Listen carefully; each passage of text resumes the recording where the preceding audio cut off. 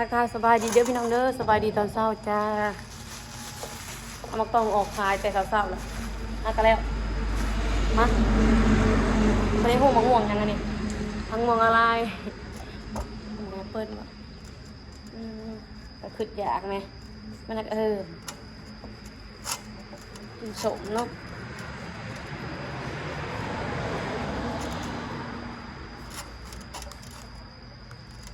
มีถอกลำไส้น้องสาวเอามาให้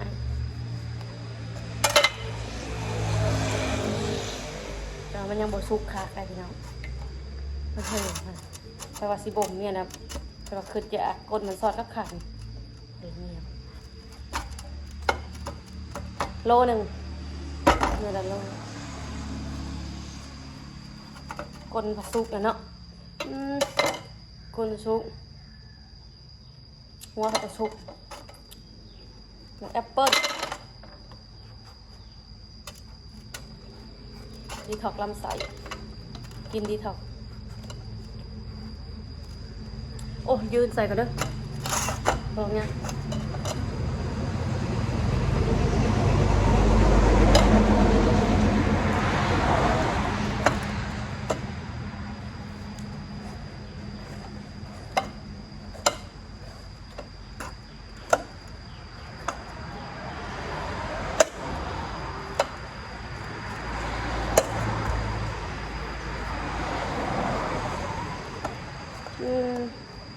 ก้นผัดแดงหัวผัดก้นผัดซุปหัวผัดเหิมไปนะบักซี่ไปเลย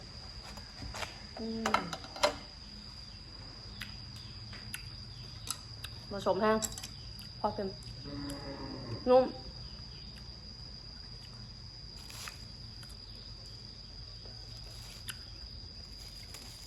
เป็นน้องพันเติม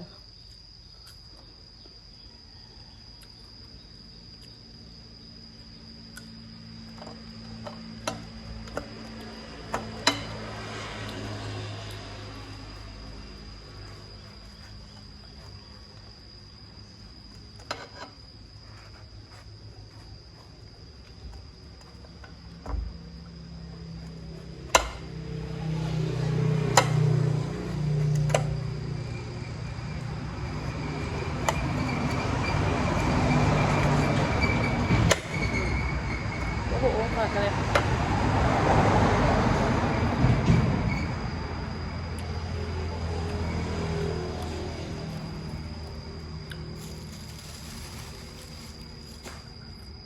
เพื่อนเขาก็ได้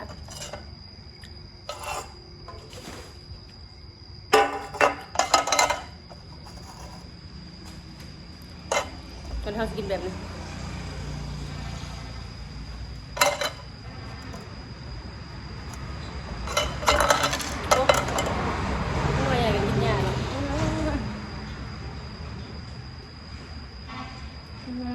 ครับ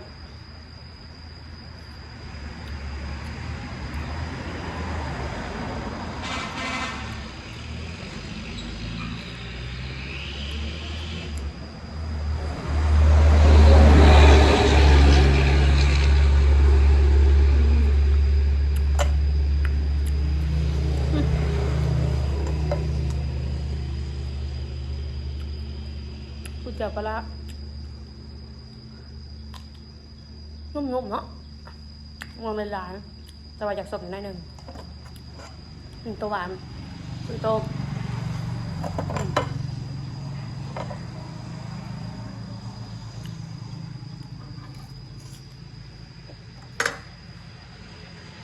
วัวสิปลามันสุกเมื่อหน่วยอยากไกลไปไกลมาก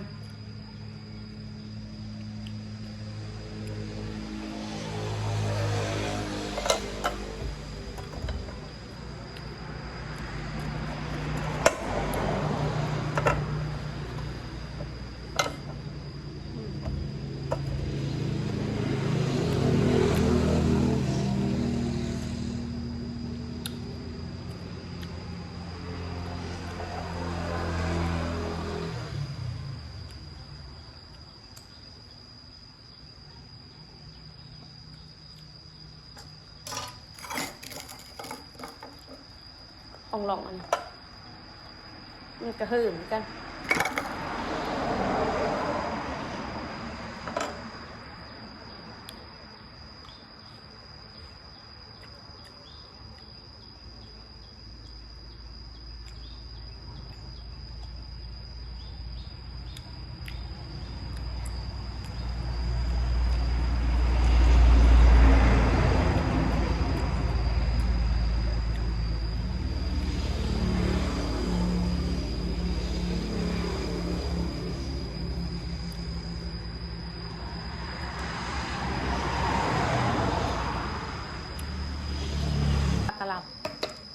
กะหล่ำแล้วก็ซื้อมาไว้ให้น้องกับแม่ลูกคอยทำบริกินกินบางมวงก็อิ่มแล้วเนาะโอ้ยจักแม่นหยังเด้ความน้ำเลยจ้ะ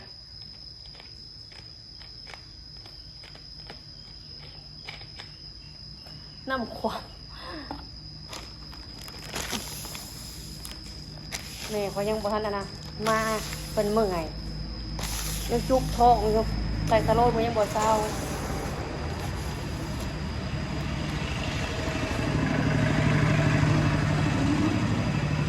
เปียกหมดพี่น้องเอ้ย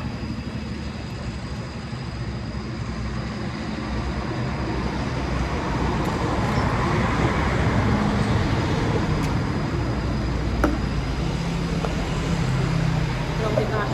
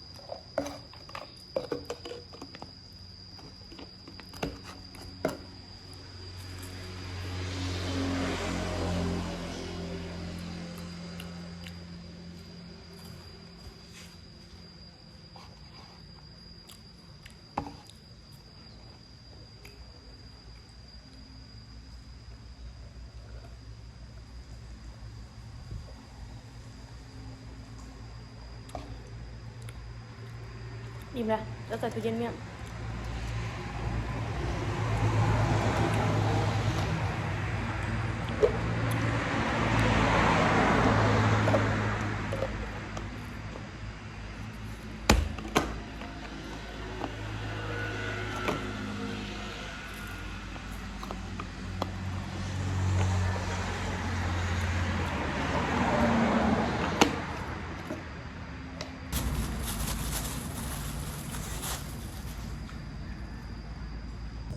ทักทายสบายดีตอนเช้าเด้อพี่น้องเด้อมากินก้อยเนื้อจ้าแล้วก็ต้มเครื่องในข้าวผัดทิพย์น้อยร้อยลีลาเจียวเพียคมๆ กินน้ำกันเลย มาพี่น้อง กินน้ำกัน กินน้ำทิพย์น้อยร้อยลีลาเด้อแซ่บ มีน้ำมันหนา ๆเป็นหยังลูก เพื่อ โดยมาพี่น้องกินน้ำกันเด้อโหทิพย์น้อยร้อยลีลากันไม่เท่ามากินน้ำกันจ้า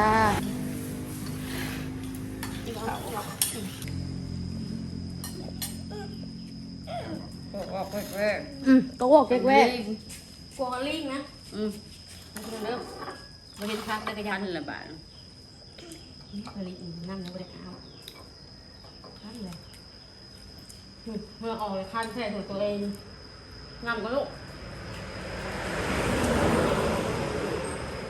นักดื้อแม่ คอยกินเอาบอกเขา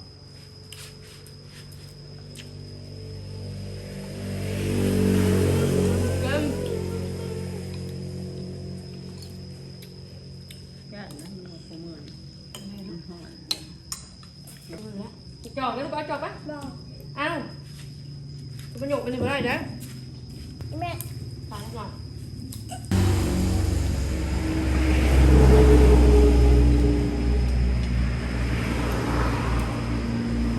ว่าเดี๋ยว กูจะตายแล้วนั่งเลยกูเป็นคนเดียว เรา กัน ไปโดนเอาแสดงไหมวะ พักได้แม่งหมด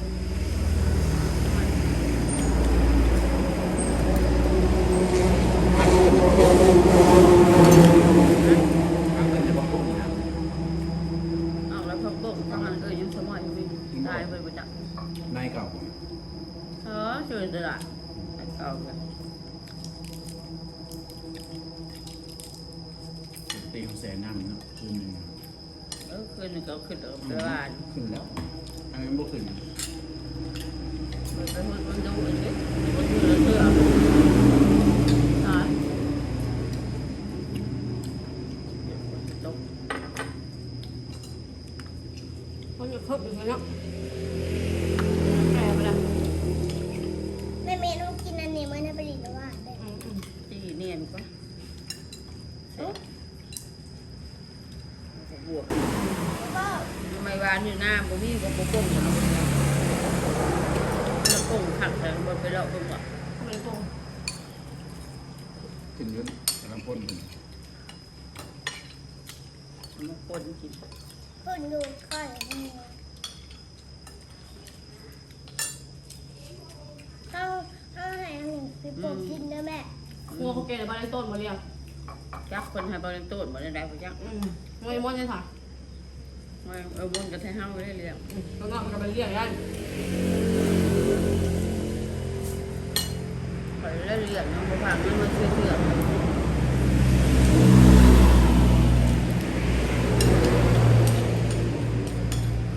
ไปหมันคอแล้วล่างน้ำแบบ ไอ้ ไปเด้อไปเอา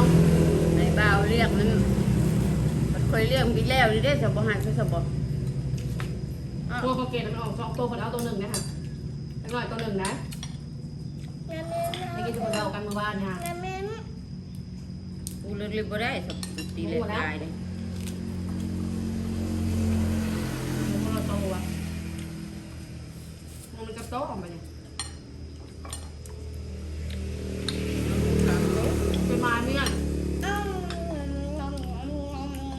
แล้วก็ปล่อยมันไปน้ำเขาเขาแหละ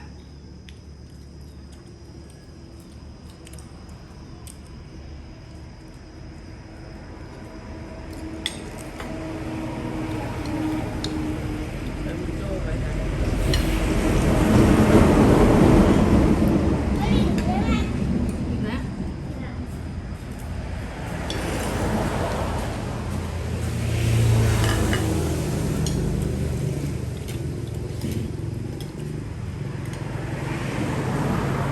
จังตัว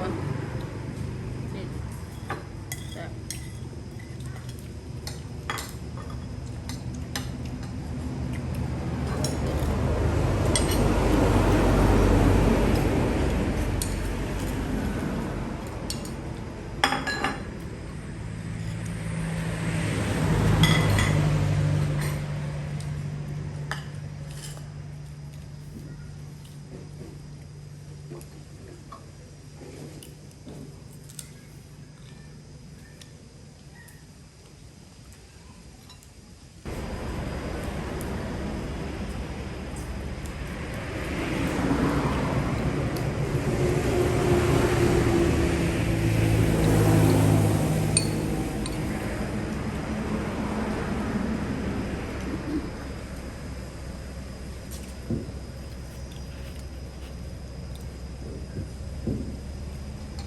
ปากกาอิ่มเลยพี่น้องเลย